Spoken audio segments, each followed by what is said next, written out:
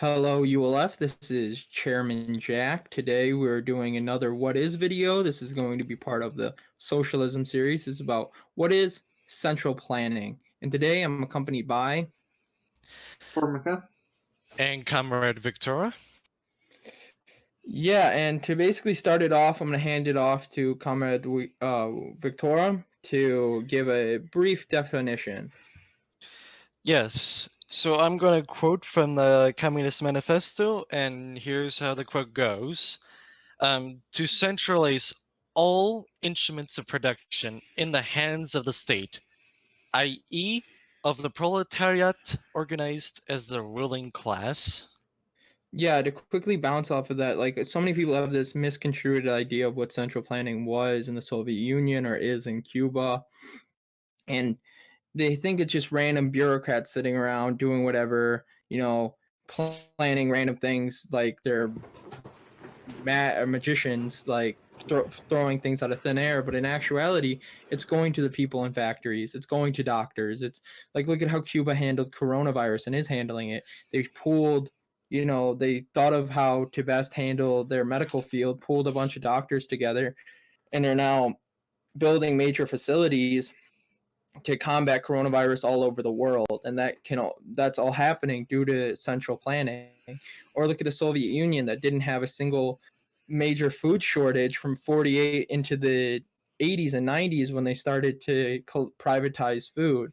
Like, all of these things are going directly to the people most affected and asking, how can we best plan things out, how can we best do things. It isn't just four people sitting in a smoke covered room plotting the downfall of the market and, saying whatever. It's genuinely going to the people and saying, what do the people need? How can we best pool our resources together to make the lives of people the best? Yes, this is very important to state that it's not just some weird stuff. We can even point to the fact that Cuba, almost the most blockaded nation in the world, and most of those blockades are coming from the United States of America, and with central planning, Cuba has been able to swerve around and to be able to deal with all those blockades and to provide the best quality of life that Cuba has ever experienced since basically, the days of 56 and whatnot. Mm-hmm.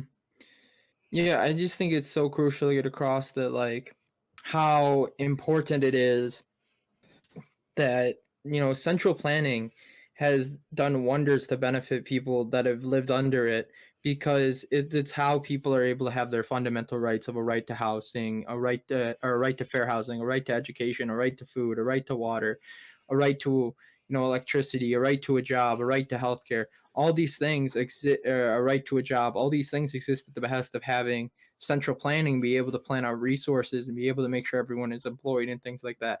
Like, people's lives are so much fundamentally better when they have central planning and things that actually shows that the people, and through the people, the government, care about them.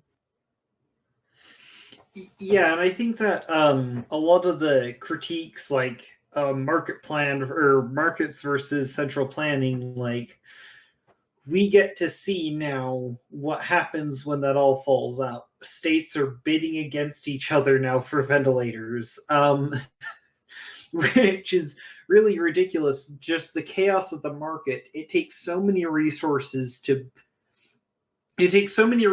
you and I don't get to vote on, mind you, to even begin the production of a commodity under capitalism.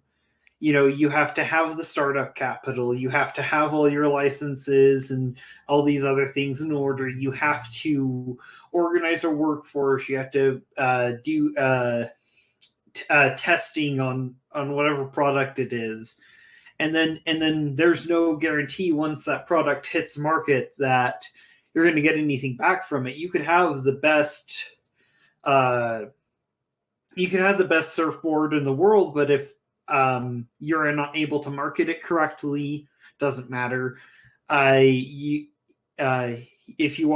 there's a large coalition of companies that can do it at a cheaper price, and then they can slander you or advertise better than you still lose out. And then those are resources that as a whole the people no longer have access to. None of us voted on a million different types of Doritos or a million different types of deodorant or whatever it is.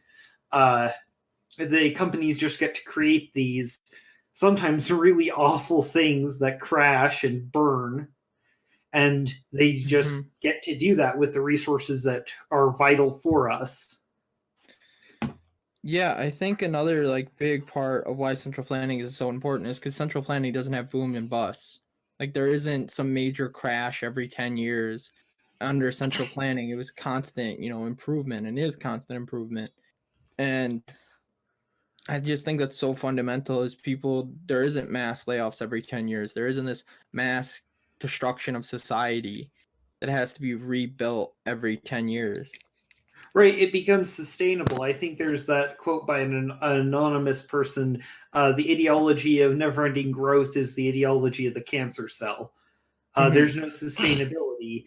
I know that when my wife and I bought our house, we were told that the housing market was never going to crash, but that was the exact same thing we were told, or people were told before 2008. And they're still telling that same lie again and again and again. But we're going to see with COVID-19, and the housing market is already suffering and crashing right as we speak. Yeah, it's to the point where, like tons of homeless people are just, like squatting places and whatnot. But to get back to like, on the production side of things, like there have been articles where, where Canadian and British governments, are telling doctors that if they don't work, even without, like safety, equipment like N95 masks and whatnot, like that they'll get laid off and fired and delicensed. So, they're literally telling doctors that either you perish so that the stock market can get a 0.5 increase, or you get laid off and you perish the other way. Yeah, and then honestly, I think all this has been very, very important, but to really just wrap it up again and to clarify, to make sure everyone remembers is, so central planning in its most fundamental is to centralize all instruments of production in the hands of the state, which the state being the as organized as the proletariat being the ruling class. And so that has been the ULF, and I have been Chairman Jack. I've been Ormica. And comrade Wiktora.